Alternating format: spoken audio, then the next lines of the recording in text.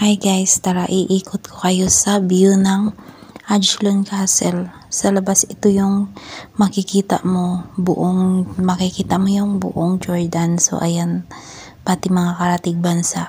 Kasi nasa tuktok siya ng bundok guys. So yan yung Ajlan Castle. Napakalaki niya guys. Sobrang taas niyan.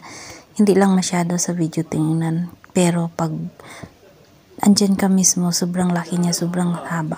So tara pasukin natin. So ito yung entrance guys. So ayan, bintana. So may pagod.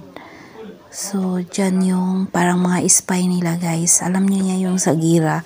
Dyan nakaabang yung mga spy nila. So yan, tagda 2 tao daw dyan guys, bawat bintana. So ito naman yung pinto.